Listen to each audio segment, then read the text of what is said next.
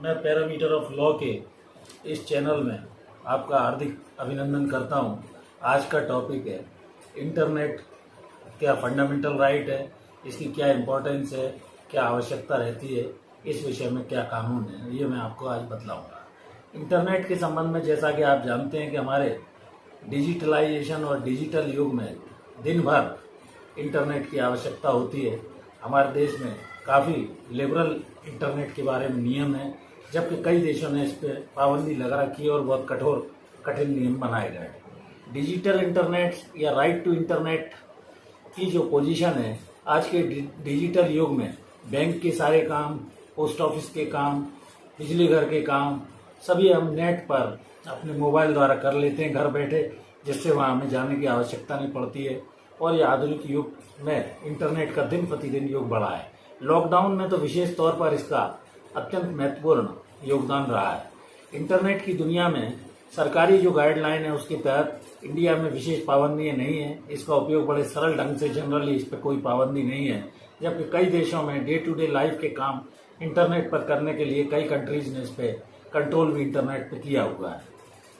प्रश्न ये उठता है कि क्या जो इंटरनेट का राइट है ये फंडामेंटल राइट है, मौलिक अधिकार है। हमारे भारत के संविधान में ऐसा कोई स्पष्ट अभी तक कोई ऐसा कानून सरकारी तौर पर नहीं बनाया गया है। संसद ने स्पष्ट कोई कानून इस पर नहीं बनाया इंटरनेट पे। लेकिन 2018 में एक मामला फाहिमा शिरीन विरुद्ध स्टेट ऑफ केरला का आया था। इस मामले में केरला हाईकोर्ट ने लड़के और लड़कियों के जो हॉस्टल वगैरह थे उसमें उस संस्था द्वारा लड़कियों के हॉस्टल में 6 से 10 बजे तक पाबंदी रखी गई थी, जबकि लड़कों के में इस तरह की कोई पाबंदी इंटरनेट पे नहीं थी।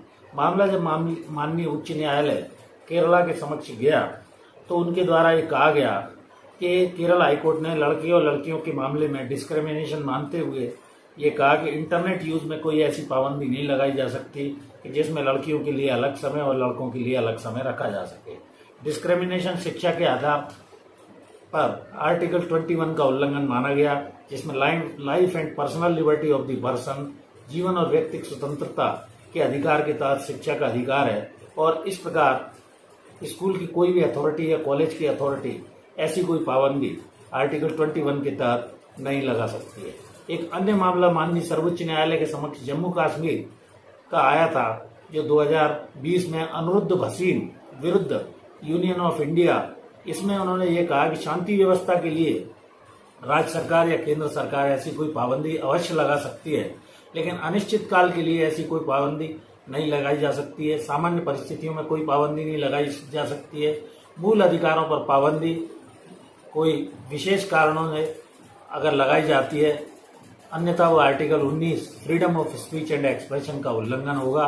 3G और 4G पर इस मामले में बैन लगा दिया गया था। और इंटरनेट सर्विसेज के बारे में ये कहा गया कि एक वो जो इस तरह की पाबंदी है वो राइट टू प्रोफेशन और एजुकेशन के अंतर्गत फंडामेंटल राइट है, उसे मान्यता दी जाती है और लागू भी कराया जाना चाहिए। कुछ समय जम्मू कश्मीर राज्य में लगभग 213 दिन कुछ दिन पाबंदी लगाई गई थी, बाद में इसको रिलीज कर दिया गया था। मैंने ये बताया कि राइट टू इंटरनेट एक फंडामेंटल राइट है, मौलिक अधिकार है। और डिजिटल युग में डिजिटलाइजेशन के लिए इंटरनेट का हमारी डेली लाइफ रूटीन में प्रत्येक व्यक्ति के लिए अत्यंत महत्वपूर्ण योगदान है। एक संवैधानिक मौलिक अधिकार के रूप में उसको मान्यता दी गई है।